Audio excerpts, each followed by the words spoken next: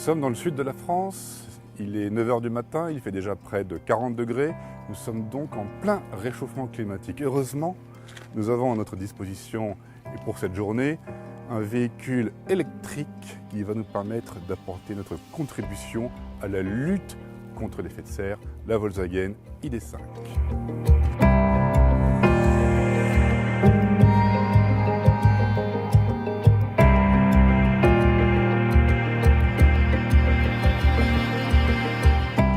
Alors l'ID.5, qu'est-ce que c'est? En gros, c'est une ID.4 adaptée à cette demande du marché pour des SUV façon coupée. Je sais, c'est un peu paradoxal, mais les gens veulent ça. Et ici, ça donne quoi? Une carrosserie avec un toit fuyant vers l'arrière, donc beaucoup plus fluide que celui de l'ID.4, et qui a aussi pour avantage d'améliorer un tout petit peu l'aérodynamique, parce que le CX ressort ici à 0,26. Ainsi que nous pouvons le lire ici, nous essayons une version Pro Performance, forte de 204 chevaux, et avec la batterie de 67 kWh net, l'autonomie est annoncée à 513 km, soit un tout petit peu plus que celle du ID.4.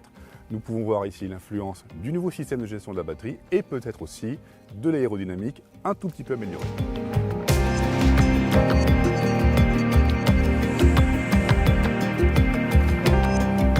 À bord de l'ID.5, on profite d'une ambiance aérée, apaisante et ultra moderne. Déjà par le design, ensuite par les écrans, on en a deux, un devant soi pour les informations liées à la conduite, et là le grand écran multimédia, très agréable à utiliser, très réactif, doté d'une excellente définition, mais alors d'une ergonomie relativement complexe. Il faut passer par lui par exemple pour régler la clim, et je vous garantis que c'est pas toujours simple. Devant soi, ce que je regrette, c'est que l'écran n'est pas tellement configurable, et il n'y a pas tellement d'informations. Ça, c'est un peu embêtant. Par exemple, pour avoir, je sais pas moi, des données sur la conduite, sur la consommation, sur tout ça, il faut passer par l'écran central, et ça, c'est assez agaçant. Point qui me déçoit un petit peu aussi sur une voiture un petit peu chère comme celle-ci, ce sont les plastiques qui ne sont pas tous terribles. Alors là, en haut, c'est joli. En revanche, quand on va par ici, c'est toc, c'est dur, et c'est un petit peu décevant. Heureusement, la position de conduite excellente compense largement, on est bien assis au volant et surtout on a un siège au maintien remarquable tant au niveau du dos qu'au niveau des cuisses avec cette longueur d'assise réglable. En outre, on profite de nombreux rangements, ici un rangement fermé, là un porte-gobelet amovible, là aussi, mais bon, ça reste néanmoins un véhicule conçu avec pragmatisme. À l'arrière de l'ID.5, on profite d'une belle habitabilité. Vous voyez, je mesure près d'1,90 m, le siège avant est réglé pour moi, il me reste encore pas mal de place pour les jambes. En hauteur, c'est plus limité, mais franchement, ça va encore. En largeur, rien à redire. Petit inconvénient quand même, la banquette arrière ne coulisse pas, par exemple, au contraire de celle d'un Tiguan. Elle a quand même un accoudoir central ici, qui donne aussi sur une trappe à ski. Voilà, c'est un peu compliqué. Voilà, ça c'est pratique, on peut glisser des objets très très longs par ici, on la remet.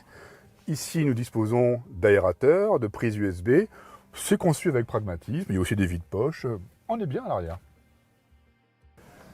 Alors à l'arrière de l'ID.5, nous découvrons quoi? Un coffre auquel on accède par un haillon motorisé. Le bouton est par ici, le voilà, j'ouvre. Et ça dégage un volume un petit peu supérieur à celui de l'ID.4, ce qui est étonnant étant donné le pavillon un peu tombant. En plus, les formes sont régulières, ce qui facilite le chargement, et on a ici accès à un plancher plat.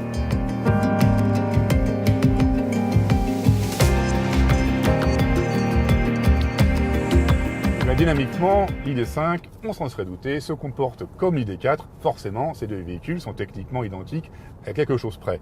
Ça veut dire quoi? Ça veut dire qu'on a une familiale, un SUV familial électrique, très confortable, très silencieux, ça c'est agréable. Même sur autoroute, on n'entend pas de bruit d'air, très peu de bruit de roulement. La suspension filtre plutôt bien les inégalités. Donc c'est apaisant, et ça c'est l'avantage de l'électrique. Ensuite, le moteur de 204 chevaux, procure de bonnes performances, des reprises instantanées, il n'y a pas de temps de réponse, ça c'est l'avantage de l'électrique. Donc il y a un peu de punch quand même, donc on peut s'amuser. Surtout que ça tient bien la route, il y a du grip, le train avant est plutôt précis, la direction et une consistance bien dosée, bien évaluée. En revanche, la pédale de frein, c'est une autre histoire, parce que alors là, elle est vraiment beaucoup trop molle. Donc pour faire un freinage bien fin, bien dégressif, c'est pas possible, c'est vraiment compliqué. Et en plus, elle change de consistance suivant le degré d'enfoncement. Ça, c'est vraiment embêtant. Donc on devrait conseiller à Volkswagen de revoir ce point. C'est d'autant plus dommage que le freinage en lui-même est très puissant, donc la sécurité n'est pas mise en cause. Ensuite, un défaut aussi que j'ai remarqué sur autoroute à 130, c'est que la tenue de cap est assez moyenne. En fait. Il y a une petite tendance à louvoyer. Je pense que c'est dû à l'implantation arrière du moteur.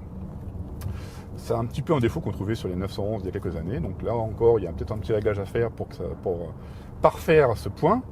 Les aides à la conduite, elles fonctionnent, hormis cette fonction de déplacement automatique, bien. Ça centre efficacement au centre de la voie. Oui, forcément, ça centre au centre, c'est un peu un pléonasme, mais bon, je conduis. Ça suit les trajectoires de manière fluide, ça agit de manière douce en général pour les freinages, pour les réaccélérations. C'est un système parmi les mieux faits qu'on connaisse.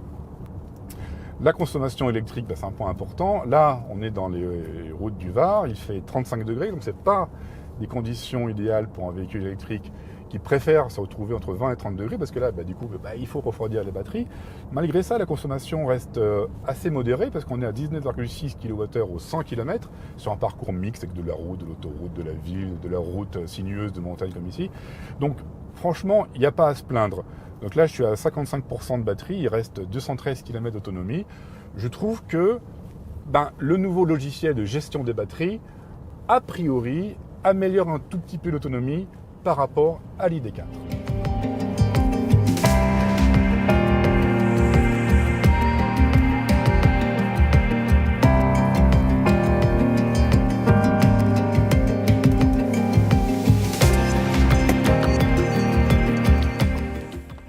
Bien, au final, quel bilan dresser de ce nouveau Volkswagen ID.5 ? Ce sera un bon bilan, forcément, puisqu'il dérive du ID.4 que nous avions bien noté. Il s'agit donc d'un SUV familial électrique, avec une carrosserie façon coupée, c'est à la mode. Il se révèle très agréable à l'usage, par son silence, par son confort, par sa conduite relaxante. On apprécie aussi l'habitabilité, l'équipement assez fourni, et la consommation en électricité qui est plutôt raisonnable. Le prix, il est quand même nettement plus élevé que celui de l'ID.4. Pourquoi ? Parce qu'il y a des équipements supplémentaires. Néanmoins, à environ 54 000 €, il constitue une offre plutôt attractive.